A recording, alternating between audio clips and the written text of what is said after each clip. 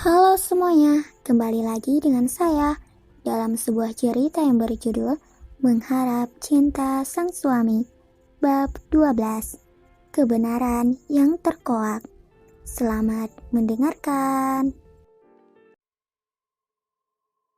Seorang perempuan tersungkur di keramik dingin, dengan tangan terpasung oleh rantai. Bekas merah melebam telah membiru di kedua pergelangan tangan. Wajah yang kusam nampak tak terurus. Gadis itu lemah.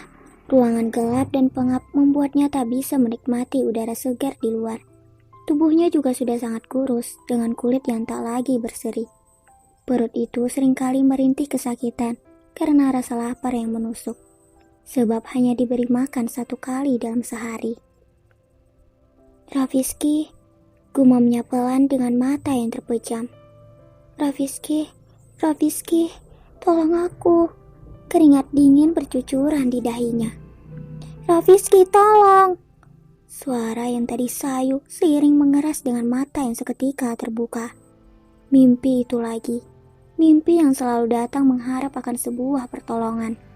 Andai saja nyata, mungkin dirinya akan sangat bahagia.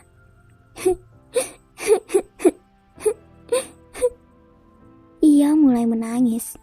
Teramat lelah dengan hidup yang penuh penderitaan. Kapan dia bisa bebas dari kurungan seperti burung dalam sangkar?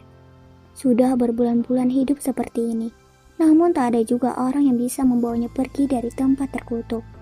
Lebih menyakitkan dari sebuah penjara. Tangisan itu tiba-tiba terhenti. Begitu melihat sepasang kaki berdiri di dekatnya. Dia yang tadi menunduk lekas mendongak, menatap sosok pria yang sudah membuatnya hancur seperti ini. Mau apa kamu? Suara penuh penekanan, namun tetap saja bergetar ketika mengucapkan. Laki-laki itu tertawa keras, lalu berjongkok dan tangannya terulur untuk mengangkat dagu gadis tersebut. Faiza Tazkiah Safia, anak dari Rafan Ghifari Abdullah dan Alyanisa Jakeah. Ucapnya dengan suara yang membara. Gadis yang disebut Faiza itu membeliak. Selain tahu tentang dirinya, ternyata orang ini juga mengetahui nama ayah dan ibunya. Siapa kamu? Ucapnya pelan, dengan mata yang terus saja melotot tajam. Lelaki itu seketika menghempas kasar dagu Faiza dan berdiri dengan cepat. Matanya berubah menakutkan, seakan menyeretkan sebuah dendam yang begitu dalam. Ia tersenyum miring. Aku lupa kalau belum mengenalkan siapa diriku. Ibumu ternyata sangat cerdik menutupi segalanya darimu.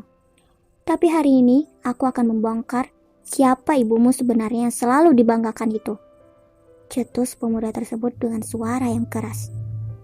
Faiza tidak mengerti apa maksud ucapan barusan. Ia kebingungan.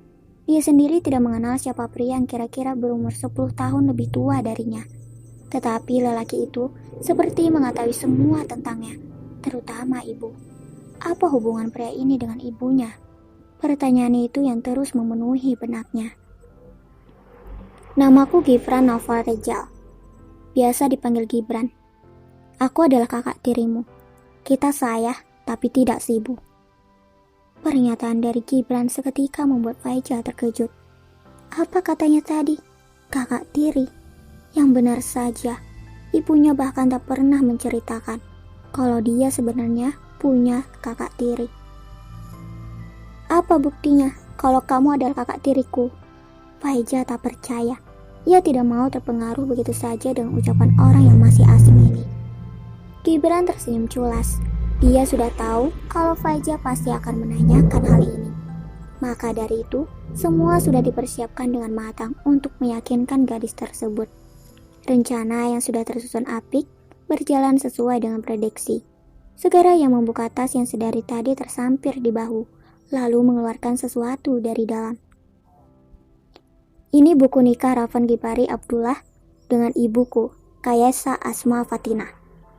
Dia menetengkan buku nikah itu tepat di depan mata Faiza, membuka setiap lembaran hingga menampakkan foto kedua orang berbeda jenis. Ini benar kan? Bukan sebuah rekayasa. Faiza mengenal persis laki-laki yang ada di buku nikah tersebut. Tak lain dan tak bukan Dialah ayah yang sudah meninggal 2 tahun lalu. Kemudian disusul oleh ibunya setahun kemudian. Karena ibumu, selama 10 tahun aku tidak pernah lagi merasakan kasih sayang ayahku. Dia juga yang telah membuat ibuku depresi. Wanita yang sangat kamu sayangi itu tidak lebih dari seorang penggoda. Marahnya dengan suara yang naik 1 oktav. Cucuran air merembas di pelupuk mata Faiza. Sakit seketika menjalar di dada. Benarkah yang dikatakannya tadi? Bahwa ibunya adalah seorang wanita penggoda. Ibu yang selalu memberikan nasihat baik, tutur ramah santun, mengajak kepada kebaikan, dan menyuruh untuk menjalankan kewajiban sebagai seorang muslim. Lantas, ibunya disebut penggoda. Faiza tidak mau percaya begitu saja. Saya tidak percaya. Dia adalah ibu terbaik dan tidak mungkin menjadi seorang penggoda, bantah Faiza. Kamu tidak percaya? Lihat ini, teriaknya dengan penuh emosi. Ia menunjuk tahun pernikahan yang ada di buku nikah tersebut. Ibuku lebih dulu menikah dengan Rafan Gipari Abdullah, dan umurku lebih tua darimu.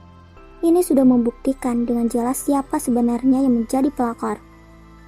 Jika saja Faiza memiliki kekuatan yang lebih dan tidak dalam keadaan terpasung. Ia ingin sekali menjambak dan memukul Gibran detik ini juga, karena telah berani memanggil ibu kesayangannya sebagai pelakor. Kenapa? Kamu mau marah? Tantang Gibran, melihat sorot mata yang tajam dan tangan terkepal. Faiza segera membuang muka. Dia hanya diam. Tak ada guna untuk berontak karena dirinya sama sekali tak berdaya. 15 tahun pernikahan. Lelaki itu memutuskan untuk bercerai dengan ibuku. Semua itu karena ibumu. Dia selalu saja menggoda, sampai akhirnya Rafan luluh dan lebih menceraikan ibuku dan menikah dengan ibumu.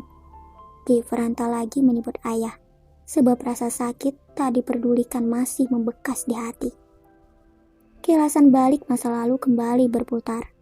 Demi apapun, Gibran begitu membenci Alia, ibu Faiza. Kebenciannya bahkan belum terbalas karena Alia sudah meninggal dunia, dan kini sasaran empuk adalah melalui keturunannya, Faiza.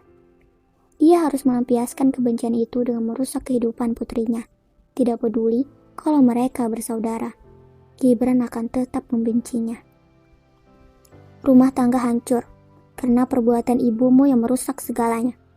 Aku hidup tanpa kasih sayang dari orang tua, dan dari kecil harus dipaksa untuk bekerja demi mendapatkan makanan, karena lelaki itu tidak peduli lagi kepadaku. Bahkan saat aku tak mendapatkan uang, diriku terpaksa harus makan dari tong sampah, memakan makanan yang sudah basi.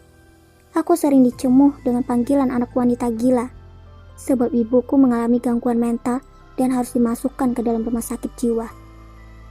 Gibran meneteskan air mata ketika bercerita. Masa itu adalah yang paling sulit di hidupnya. Masa kecilku direnggut. Dan itu semua karena ibumu. Tunjuknya dengan suara nyaring. Emosi yang kalut sudah tak bisa ditahan lagi. Api kemarahan begitu terlihat di wajah Gibran. Mata Faiza yang tadi berani menatap seketika menunduk dalam. Dia menangis sejadi-jadinya. Pantas saja dulu ibunya pernah memberikan pesan yang membuat Faiza kebingungan. Namun, pada akhirnya ia mengabaikan dan menganggap angin lalu saja. Karena Alia hanya memberi sebuah peringatan. Dan saat itu, ibunya sedang sakit keras, membuat Faiza tak ingin terlalu memaksa bercerita. Berjanjilah Faiza, jika suatu saat nanti kamu mengetahui perbuatan ibu yang tidak baik, tolong jangan menuruti apa yang ibu lakukan, ucapnya dengan suara yang serak. Memangnya apa yang sudah ibu lakukan? Belasan tahun hidup, Faiza tak pernah melihat wanita itu berbuat kasar. Dirinya sangat lemah lembut, penyayang, dan penyabar. Bahkan ia tak pernah melihat ibunya bertengkar dengan seseorang. Bagi Faiza, Alia adalah ibu terbaik di dunia ini. Masa lalu ibu sangat kelam, Faiza. Kamu jangan mencontoh apa yang sudah ibu lakukan. Saat ini kamu hanya melihat ibu yang sudah bertobat, bukan seperti ibu yang dulu. Sungguh Faiza, ibu sangat buruk. dan penyesalan masih tetap ada sampai sekarang.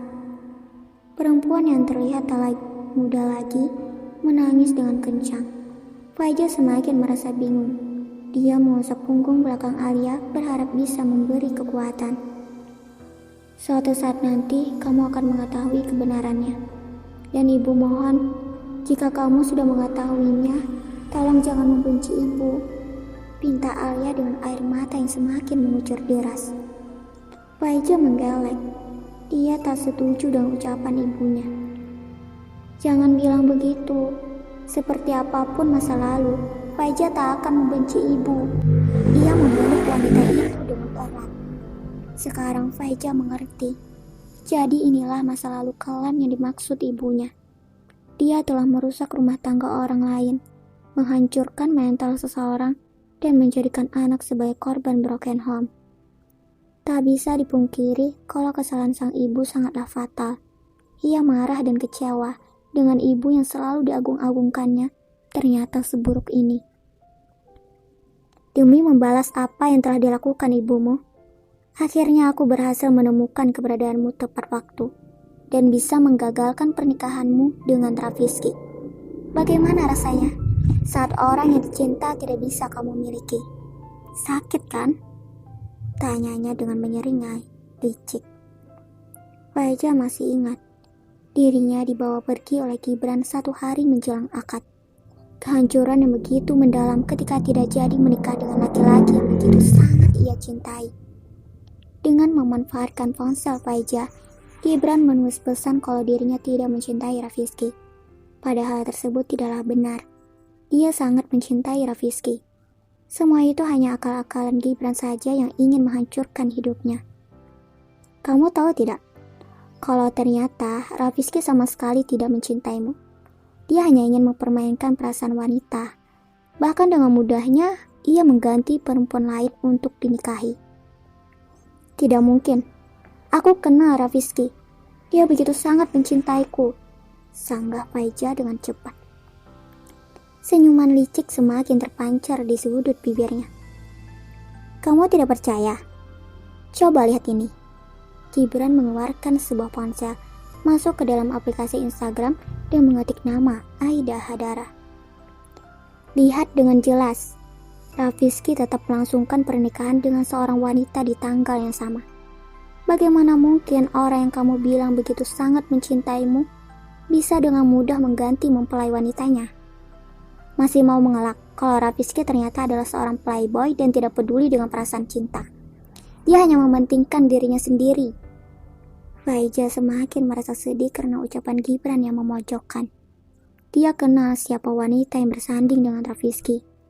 Nama Arumi terus saja menggema di kepala. Benarkah kalau ternyata Rafizky tidak mencintainya? Dan benarkah kalau dia itu playboy yang hatinya bisa dengan mudah berpindah ke wanita lain? Cup, kasihan, ejeknya dengan